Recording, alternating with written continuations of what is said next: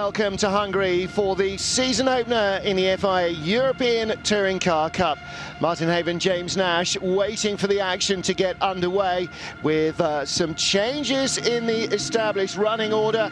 The old TC2 turbo cars, which are among the front runners last season, have been displaced at the front by the new Seat Leon Euro Cup cars, which you can see have qualified on the front couple of rows of the grid.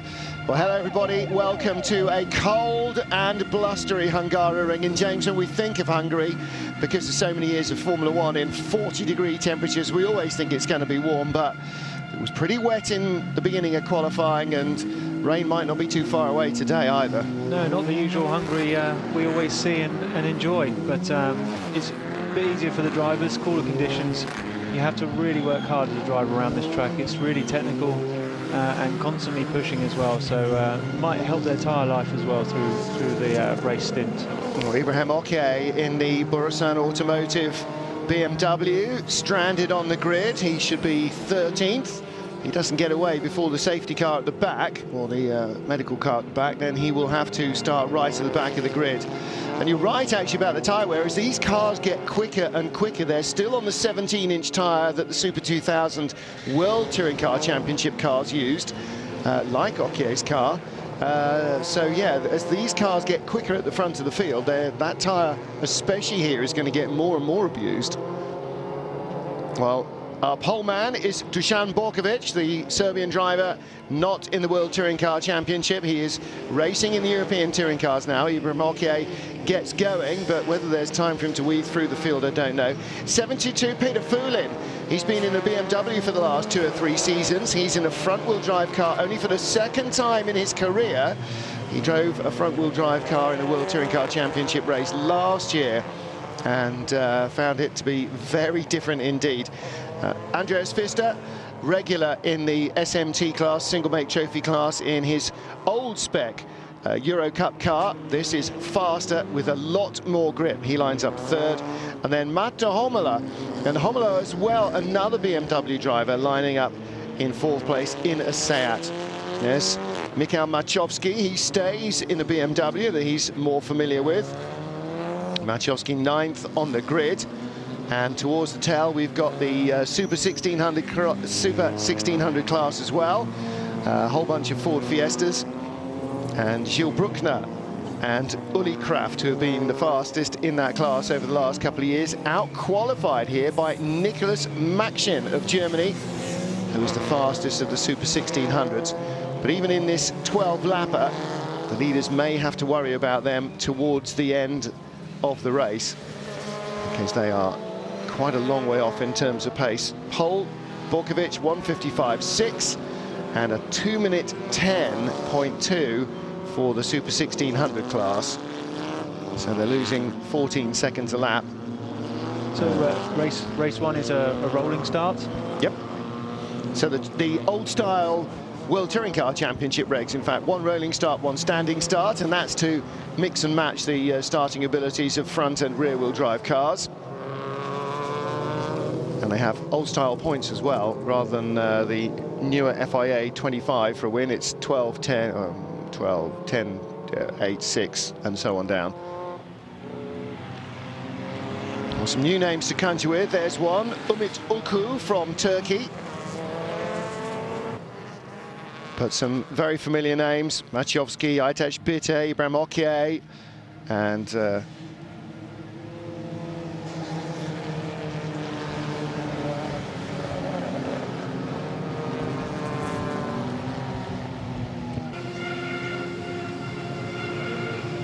safety car pulls in, ready for the start of race 1 of 2, European Touring Car Cup here in Hungary.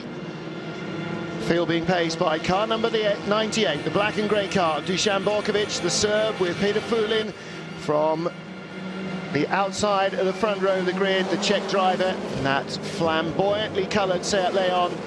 Away they go, Seat Leon's 1, 2, 3, 4, 5 on the grid, and there are more behind as well. Fulin with a really good start, gets the lead. Now, can Borkovic hold him off on the inside? Around the outside goes the first of the BMWs. That's Alexander Artemyev. He drifts out very wide. Borkovic has been pushed down to third by Mato Homolo. Homolo in the number 70 Seat, but Borkovic with the inside line in turn 2, and he's pushing Peter Fulin through the corner. Fulin being a little cautious there, James, on cold tyres. Very easy to outbrake yourself down that hill on lap 1. Yes, Borkovic had to push Fulin through to make sure Homolo wasn't going to come back round the outside. Well, lead BMW in 4th place is David Kajaya, in fact, from Georgia, 55, right up behind him. That's Andres Fista. He started 3rd on the grid, so he's been shuffled down, and getting dirt on the tyres there in corner 5 isn't going to help as they get to the chicane. He finds himself out of position. And going by him, the black and red car, that's Ferenc Fischer.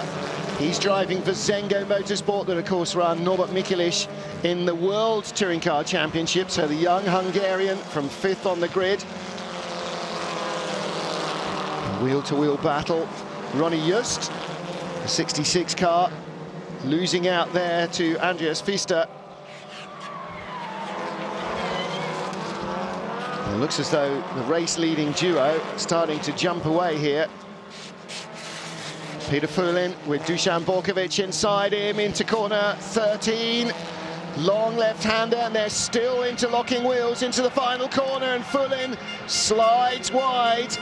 Borkovic goes through on the inside. How much of that rubbing was racing, James? Yeah, it was a bit early for that much rubbing. A few bumps here and there, but we're only on lap 1.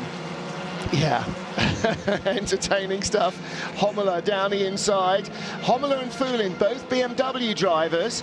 Borkovic was in a Chevy last year in the World Touring Cars. He gets a little tag from behind. Now, has Fulin got a puncture, or did he just outbrake himself? Let's give Homolo the lead. Yeah, Homolo tagged Borkovic to get through.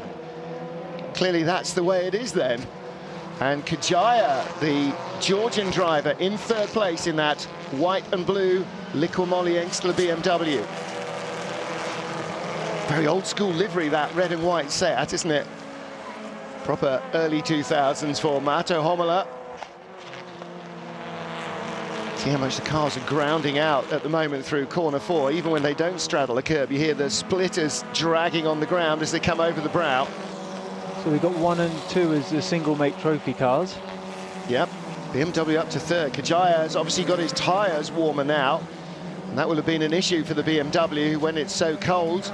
Tyre warmers came off before they were sent off on the formation lap, so a nice cold 5 minutes. At 13, 14 degrees of air temperature, very little more in terms of track temperature, if any. That's enough to make them stone cold. Ferenc Fischer very wide there. We're seeing quite a few of them make a lot of mistakes, and it's that type of track that's very hard to consistently get a good rhythm, so it forces people into errors and good moves, actually. There's a few corners where it sort of suckers you in, making you think you can carry more speed off the straight, and we saw Fischer making a mistake, and we saw Fulin making a mistake there for exactly the same reason. They just carried too much speed in.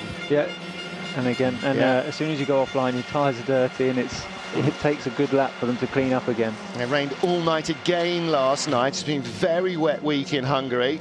Next week, apparently, it's going to be Scorchio. Borkovic down the inside. Well, that was more a throw it in and hope manoeuvre, I think, wasn't it? He did well to slow it down. He did well to slow it down.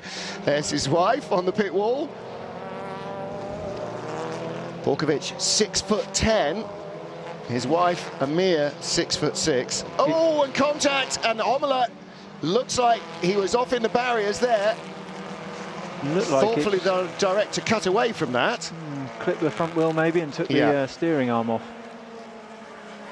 And that was always the problem with their World Touring Car cars. Any wheel-to-wheel contact would break the steering arm instantly, but actually we've seen a lot of rubbing so far, and it's the first time somebody's gone off. However, Borkovic leads, and David Kajaya from 6 on the grid is now 2nd. This could work very well for Kajaya. Fischer, the local hero, in 3rd, Fulin in 4th.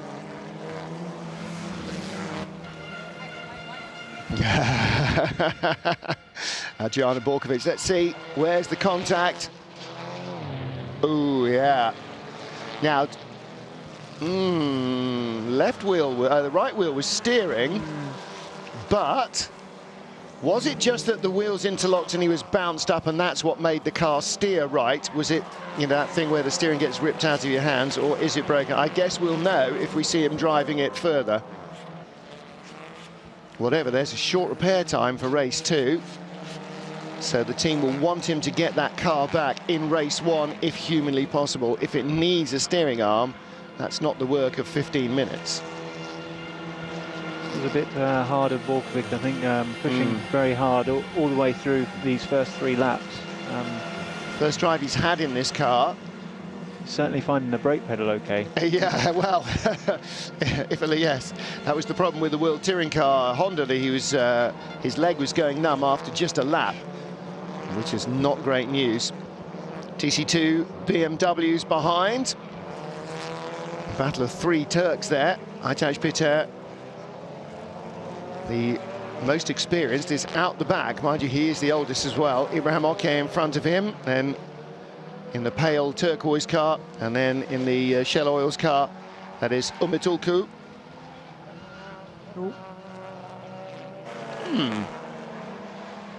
Some fluid down there, do you think, or did he just get it hopelessly wrong? Yeah, it's slightly off camber. I think he went in just a bit too hot, and the car rotated on him and then overcorrected. Again, technical track, and easy to make a mistake.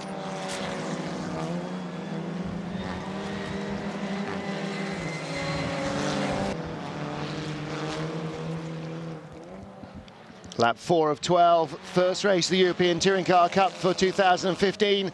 Dusan Borkovic leads for Serbia. In second place for Georgia, David Kajaya in the Engsler BMW, and Ferenc Fischer for Hungary in third spot. And ETCC, this could be Eastern Touring Car Cup, actually, couldn't it? It's lots of Baltic nations, Eastern European nations, Turkey involved. There is the odd Swiss, French and German, but actually, and in the pit lane, talking about that, there is Slovakia's Mato Homola. So Homola in the pit lane. And they're having a look, rather than at the wheels and the suspension, actually at the front, so radiators and whatever, and the stewards will undoubtedly look at that incident between Homola and Borkovic. And Dusan will have to hope that they give him the benefit of the doubt. Well, there was a little bit of rubbing and bumping and boring in the first couple of laps, wasn't there? So yeah, it's slightly unnecessary, some of it, I think, but you know, it's stamping his mark on the early days, showing everybody what he's about. Mikhail Maciowski goes by Ronnie Jost. Jost a little off the pace with his Seat Leon Cup racer. 2 seconds slower than the fastest Seat this morning in the morning warm-up. And where did he qualify? 8th, so he was the last of the Seats in qualifying as well. The Zengo car's making good progress through the grid so far. Yeah, and you can hear it, can't you, when he goes down the straights? The crowd with all the air horns waiting for Norby to come in are getting themselves nicely warmed up with the Hungarian in a podium position. Drive through for Dusan Borkovic. Dear. So, drive through penalty for our race leader. Now, if we assume that that's going to cost him 25 or 30 seconds, there's no chance that he's going to be with these guys when he comes back out, because they are all far too close. So Andreas Pfister there, who is what, 5th, will move up to 4th, and Borkovic will find himself back, I guess, with the BMWs. Now, James, for me, always get in as early as you can and serve the penalty immediately would be the thing to do, right? Yes, you've got to. There might be a safety car later on, so come in, serve it, and you've still got some laps to go and make it up. I wouldn't want to be his engineer telling him that. No. Maybe they got Adriana to tell him on the radio, honey, come in, you've got to drive through. Yeah. So he will come straight through, and where will he come out? He may come out in somewhere like 8th or 9th place. However, what it means is that David Kajaya has now got to start really looking after the tyres in the BMW. That was always the case when we were racing with these cars in World Touring Cars, that the BMW took longer to warm its tyres up, but longer to wear them out, because the front end only does the braking and the steering, and the back end does the power transmission, and the front-wheel drive cars are more likely to wear their tyres quicker. So he could be looking at victory here in his first race. He really could, yeah. He's in a very strong position. The technical track that we're here in Hungary, it really does wear out these tyres, so he's got a big advantage. He needs to keep his head down and not look in his mirrors. Yeah, definitely. Not quite as bad as when we used to go to Brno, and especially Portimao, that the front-wheel drive cars really hated with a vengeance. Long, constant radius corners like that, turn 5, those are the ones that really murder a tyre. Ronnie Joost looking inside, Mikhail Maciejowski can't quite squeeze through. But they are now being caught by Umit Ulku behind them in his new super lightweight car, still dangling that bit of bumper, so he hasn't really shed the weight. It's just a little further behind the roll centre than it normally would be. Now, when you've got bits dangling like that, do they make a noise? Do you think, oh, what's that noise at the back of the car? Or do you just ignore it and tune in on what's going on in front? Never notice it. Never notice it. Racing drivers notice nothing, do they? Wheel light is coming off, towing out. You still do your fastest lap. Yeah, exactly right. David Kajaya, the race leader. You saw Matto Homela and the team trying to work out whether the car is okay to continue. Well, he's coming back out, and that makes sense, because if they have had to repair a couple of bits and pieces, or there's questions over it, then you want to get a couple of laps in here just to make sure that it's okay before race 2. Because where is he going to be on the grid? Well, he's going to be a long way back on the grid from being a long way back in the race. However, if the car's rubbish, you're not going to make progress. If the car's great, you might. Ronnie Joost has finally got by, so he's now up to 5th place ahead of Mikhail Maciejowski. So that's 5th, 6th, 7th, 8th, 9th, 10th, 11th, and still no sign of Dusan Borkovic. So he's not even in the points after his drive-through.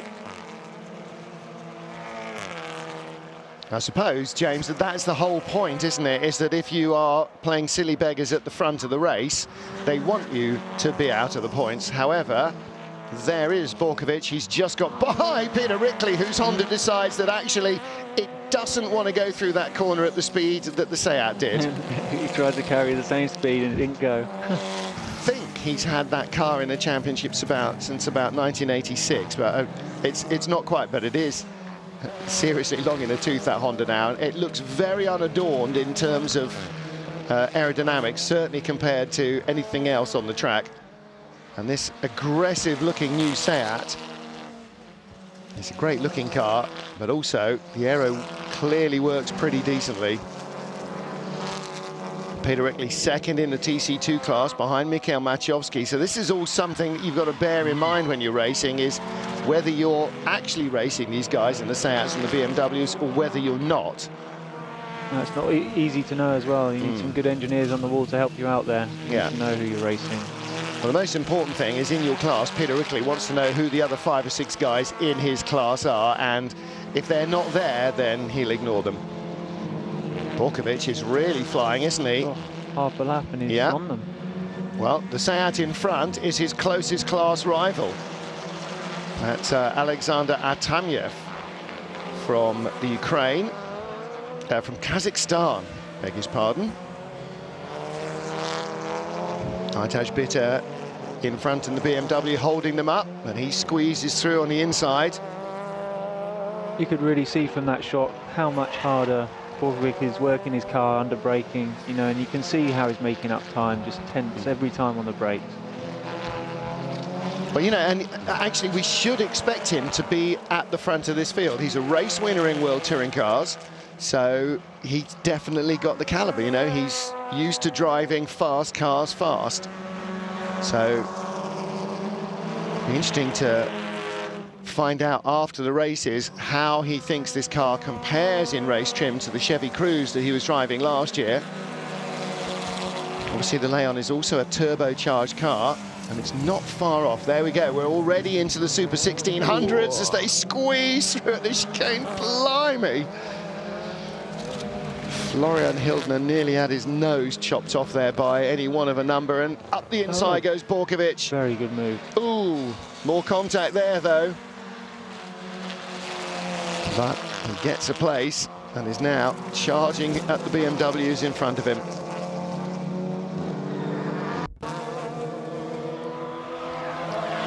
'98, Dusan Borkovic looking to try and make a move here. Got two BMWs, Turkish drivers in front. Aytaç Pitet of the turquoise car and Unut Ulku in the shell car, and immediately Borkovic up the inside.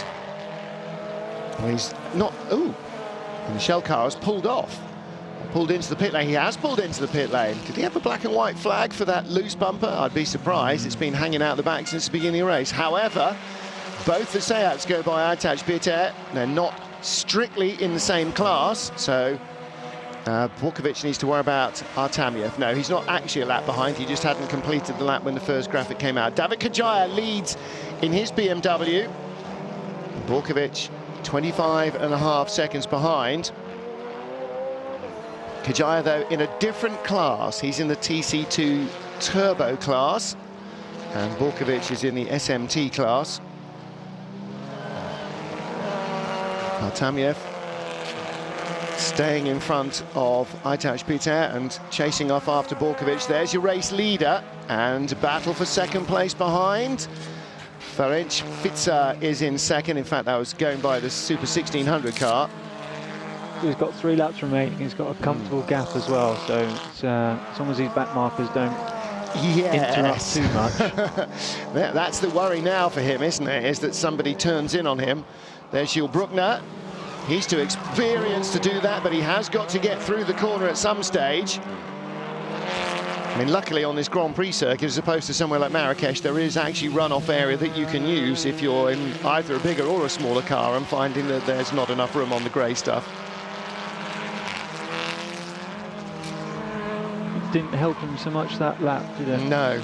And the advantage for the guy in second place always is that the leader opens the door, and then the guy in front, in the slower car, is going, oh, hang on a minute. And so he then starts looking for faster cars to be coming.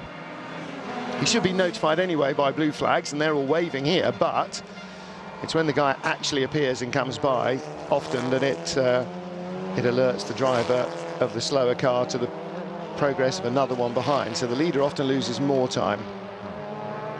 Fitter in second place. Third is still Peter Fulin, who started on the outside of the front row. So from second in his brand new Seat Leon. And behind him, Andreas Pfister in fourth place has just tucked up the inside of Gilles Bruckner. Now, have they got by all of the Super 1600 cars? I have a feeling they might have. What about the gap, though? No, there's another one in front, so that might be Uli Kraft. He's going to meet him in the last sector as well. Yeah. Most difficult place. There's the team watching. We don't want to see us, we want to see the race. What they really want to see is that he's getting by. Oh, Borkovic passed Ronnie Joost, so that's fifth place now. Blimey, he is making progress. We didn't see him catching Joost and Maciejowski, but he's gone by them both. Yeah, battle's over before. There you go, that's how quick that was. He really is leaning on this car a lot, isn't he? His car looking like it's having a much tougher time of it than the other Seats.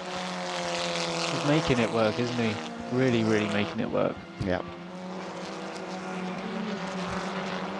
Everything crossed on the pit wall.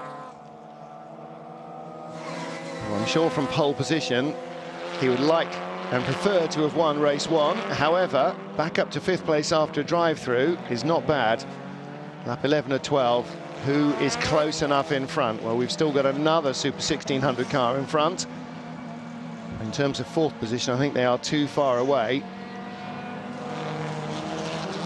Borkovic isn't particularly smooth with the car, and I don't know if that's the technique that's making it go that quickly. The others look a lot smoother, and he's he's passing them and pulling away? That's a very good question. Gap hasn't come down much, has it? In fact, it hasn't come down at all. No.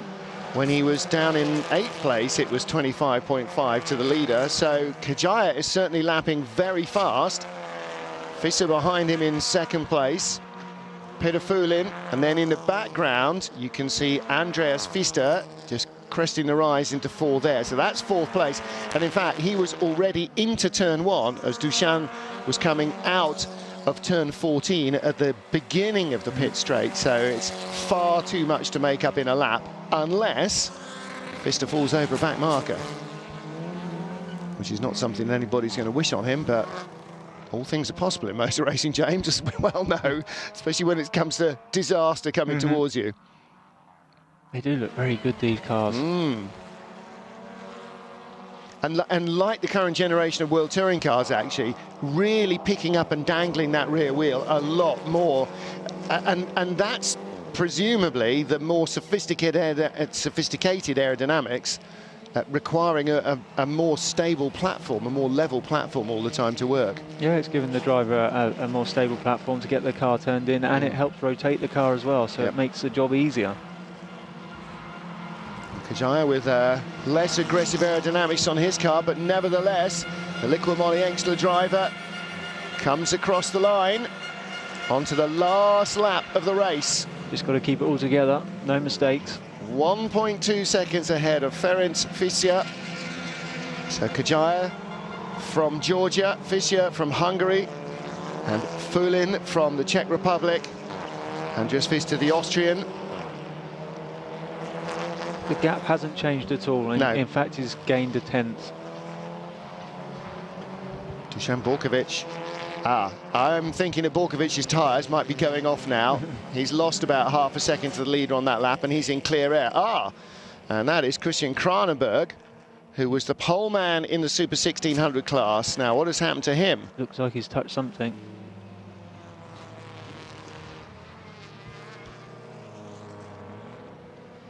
Oh, that's a drive shaft. That's a drive shaft falling down below the car. Hang on a minute. Change of lead. Where was that? The chicane? That's just before the chicane. 5. Kajaya's run out of tyre in corner 5 in a BMW. Because we saw them in 2 and 3, and he was still leading. So either he went off in corner 4, it's 4. He's gone wide in corner 4, got muck on the tyres, and gone off in corner 5. It's the classic relaxation error.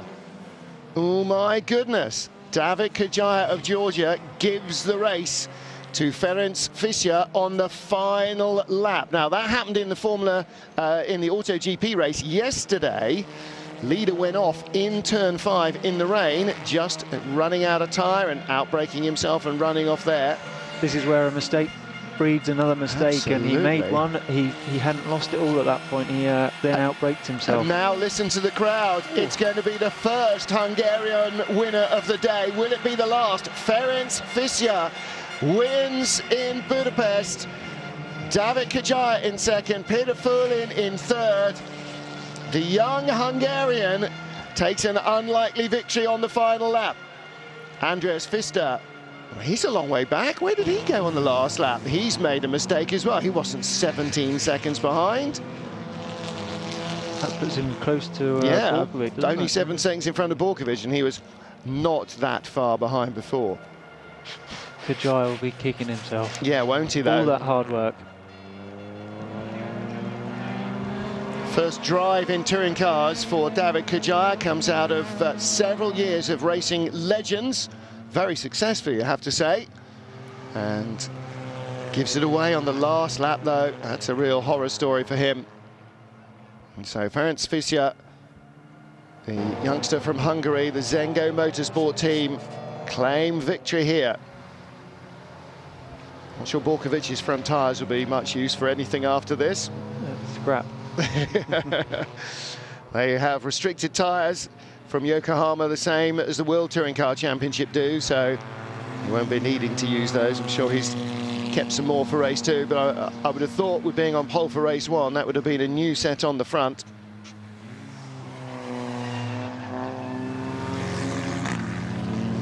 And in old style World Touring Car regulations, of course, our top 8 are reversed on the race 2 grid. So Fischer there will start in 8th place with David Kajaya in 7th, and Borkovic was 5th, so that makes him 4th on the race 2 grid. Well, it gives him something to think about for race 2 anyway, if he doesn't hit too many things on the way through to the front. And as they come across the line, first in TC2 is Machowski in his BMW, Peter Rickley and Daniel Conrad in their Honda Civic, 2nd and 3rd in that class. And still waiting for the Super 1600s, who are lapped, of course, so they've already gone through.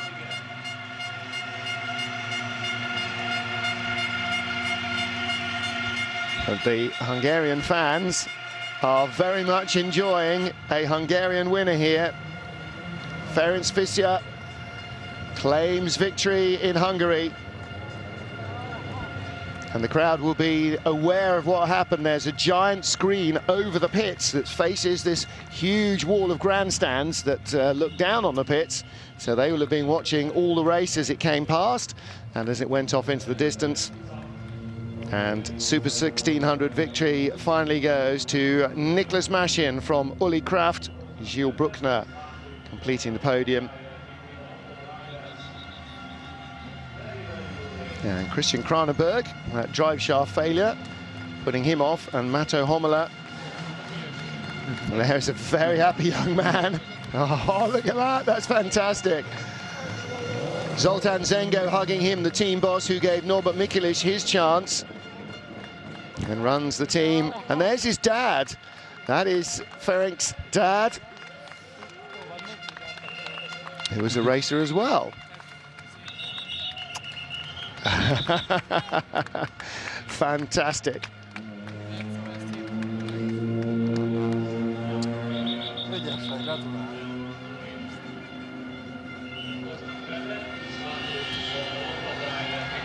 Well, there'll be a lot more of this later on today if Norbert Mikulich manages to claim a World Touring Car Championship win again here in Hungary. The local crowd very happy with that. So David Kajaya 2nd, but takes maximum points in class, the TC2 Turbo. So that's the final iteration of the Super 1600 class, Super 2000 class rather, with the turbo engines in the BMWs. And Mikhail Machowski in TC2 non-turbo. Super 1600, Niklas Maschin, head of Uli Kraft, Gilles Bruckner. So Maschin, the newcomer to the championship, claims victory in the first race. But overall, Ferenc Fischer victorious for Hungary. He will start race 2 in 8th place.